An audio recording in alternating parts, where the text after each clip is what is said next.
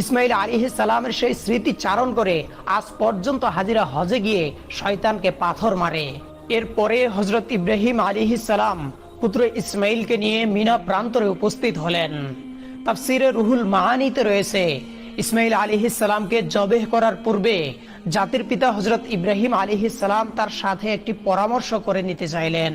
কোরআনের ভাষায় ইব্রাহিম আলাইহিস সালামের সেই পরামর্শের বাক্যগুলি ছিল এরূপ: ইয়া বুনাইয়া ইন্নী আরা ফিল মানামি আন্নী আযবাহুকা ফানজুর মাযা তারা قال يا أبت افعل ما تؤمر ستجدني إن شاء الله من الصابرين। অতঃপর ইব্রাহিম আলাইহিস সালাম বললেন, হে বৎস, আমি স্বপ্নে দেখেছি যে তোমাকে আমি জবেহ করছি, এখন তোমার কি অভিমত বলো।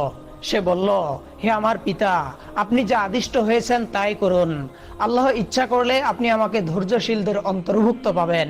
সূরা সাফফাত আয়াত নং 102। হযরত ইসমাইল আলাইহিস সালামের এরূপ জবাব শুনে ইব্রাহিম আলাইহিস সালাম অত্যন্ত খুশি হলেন। অতঃপর হযরত ইসমাইল আলাইহিস সালাম তার পিতাকে লক্ষ্য করে বললেন, ওহে আব্বাজান, আপনি তো আমাকে জবেহ করে দিবেন, তার পূর্বে আমার কয়েকটি অনুরোধ রয়েছে, আপনি কি দয়া করে আমার সেই অনুরোধগুলি রক্ষা করবেন? ইব্রাহিম আলাইহিস সালাম বললেন, বৎস, তুমি তোমার আরজিগুলি পেশ করতে পারো, আমি সেগুলিকে যথাসাধ্য রক্ষা করার চেষ্টা করব।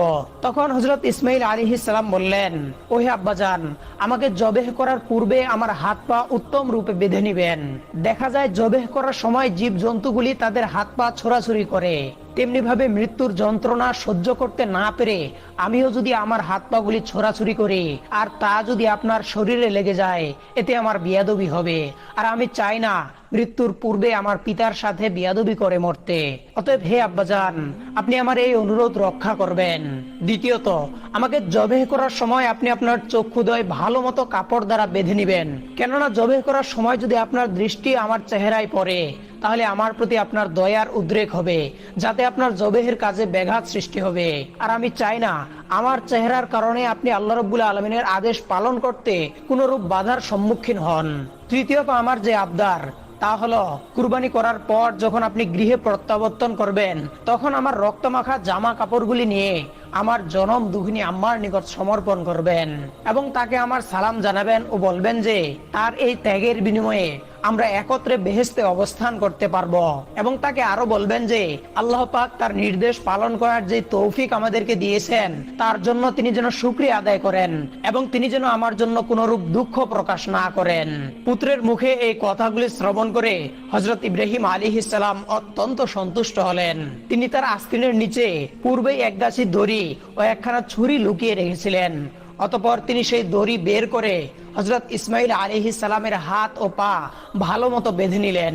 এরপরে তার চোখে একখানা কাপড় বেঁধে নিলেন। অতঃপর হযরত ইসমাইল আলাইহিস সালামকে জবেহ করার জন্য মাটিতে শোয়াইয়ে দিলেন। জাতির পিতা হযরত ইব্রাহিম আলাইহিস সালাম তার হাতে ছুরি নিয়ে প্রস্তুত রয়েছেন। তিনি জবেহ করবেন তার একমাত্র সন্তান ইসমাইলকে। তিনি এর মাধ্যমে চাচ্ছেন আল্লাহর আদেশ পালন করতে।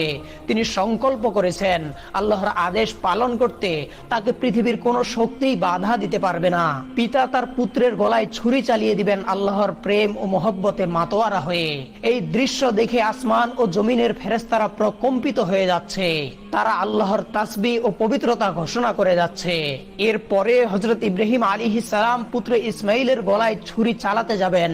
এমন সময় আল্লাহ রাব্বুল আলামিন ছুরিকে নির্দেশ দিলেন, হে ছুরি, খবরদার, তুই ইসমাইলের গলার একটি পশমও কাটবি না।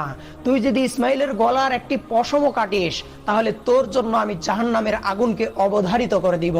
অতঃপর হযরত ইব্রাহিম আলাইহিস সালাম বিসমিল্লাহ বলে পুত্র ইসমাইলের গলায় ছুরি চালিয়ে দিলেন। কিন্তু ছুরি তো পূর্বেই আল্লাহর নির্দেশ পেয়েছে। সে আল্লাহর ভয়ে ভীত হয়ে ইসমাইল আলাইহিস সালামের গলার একটি পশমও কাটল না। ইব্রাহিম আলাইহিস সালাম বারবার ইসমাইল আলাইহিস সালামের গলায় ছুরি চালাচ্ছেন, কিন্তু কোন রূপেই তিনি তার গলা কাটতে সক্ষম হচ্ছিলেন না।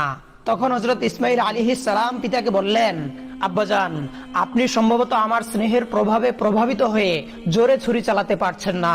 ও আব্বাজান, আপনি আপনার গায়ের সমস্ত শক্তি দিয়ে ছুরি সঞ্চালন করুন। আমরা যদি আল্লাহ রাব্বুল আলামিনের আদেশ পালনে ব্যর্থ হই তাহলে আমাদের দুজনকে জবাবদিহি করতে হবে। ইসমাইল আলাইহিস সালামের এই কথা শুনে পুনরায় হযরত ইব্রাহিম আলাইহিস সালাম তার গায়ের সমস্ত শক্তি দিয়ে তার গলায় ছুরি চালাতে লাগলেন, কিন্তু তারপরও ছুরি হযরত ইসমাইল আলাইহিস সালামের একটি পশমও কাটলো না। অনেকক্ষণ ধরে এভাবে ছুরি চালানোর পরে হযরত ইব্রাহিম আলাইহিস সালাম একেবারে বিরক্ত হয়ে গেলেন।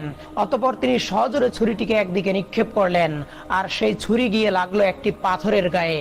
সঙ্গে সঙ্গে সেই পাথরটি দ্বিখণ্ডিত হয়ে গেল। ইব্রাহিম আলাইহিস সালাম চক্ষু খুলে দেখলেন ছুরির আঘাতে পাথর দ্বিখণ্ডিত হয়ে গেছে। অতঃপর তিনি আবার ছুরিটিকে হাতে নিলেন।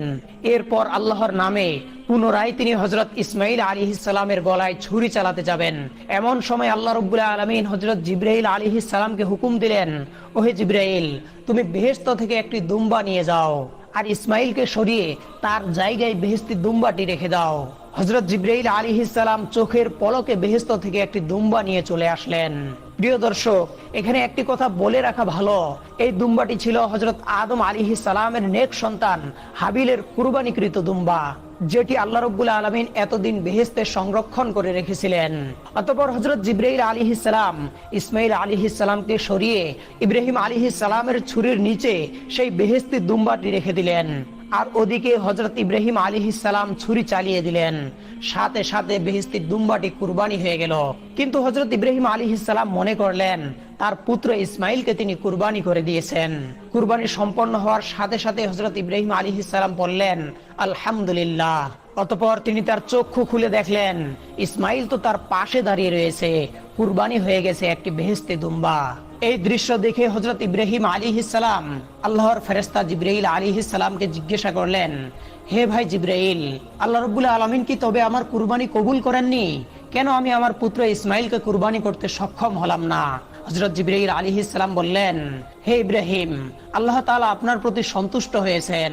আপনি তার নির্দেশ পালন করতে গিয়ে স্বীয় পুত্রকে কুরবানি করতে উদ্যত হয়েছিলেন, এবং আপনার পুত্রও যেভাবে আল্লাহর নির্দেশ মান্য করে স্বীয় প্রাণ তার রাহে উৎসর্গ করতে প্রস্তুত হয়েছিলেন, তাতেই আল্লাহ পাক আপনাদের পিতা ও পুত্র উভয়ের উপর অত্যন্ত সন্তুষ্ট। তিনি আপনাদের উভয়কে পরীক্ষা করেছিলেন এবং আপনারা সেই পরীক্ষায় উত্তীর্ণ হয়েছেন। তাই আল্লাহ রাব্বুল আলামিন আপনার উপর সন্তুষ্ট হয়ে বেহেশত থেকে একটি দুম্বা প্রেরণ করেছেন, আর সেই দুম্বাটিকে আপনি কুরবানি করেছেন। হযরত জিবরাইল আলাইহিস সালামের মুখ থেকে এই কথা শ্রবণ করার পরে হযরত ইব্রাহিম আলাইহিস সালাম পুনরায় আল্লাহ রাব্বুল আলামিনের শুকরিয়া আদায় করলেন। আল্লাহ রাব্বুল আলামিন হযরত ইসমাইল আলাইহিস সালামকে কুরবানি দেওয়ার সর্বশেষ পরিস্থিতির উপর আলোকপাত করে আল কুরআনে উল্লেখ করেছেন, ফালাম্মা আসলামা ওয়া তাল্লাহু লিল জাবিন ওয়া নাদাইনাহু আন ইয়া ইব্রাহিম قد صدقت الرؤيا إنا كذلك نجزي المحسنين إن هذا لهو البلاء المبين وفديناه بذبح عظيم।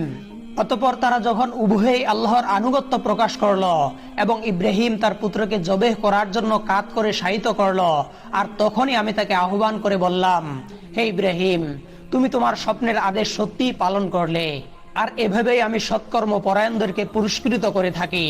নিশ্চয়ই এটা ছিল একটা স্পষ্ট পরীক্ষা, আর আমি তার পরিবর্তে এক হৃষ্টপুষ্ট জন্তু জবেহ করেছিলাম, এবং আমি তা পরবর্তীদের জন্য নিদর্শন করে রেখেছি। ইব্রাহিমের উপর শান্তি বর্ষিত হোক, এভাবেই আমি সৎকর্ম পরায়ণদেরকে পুরস্কৃত করে থাকি।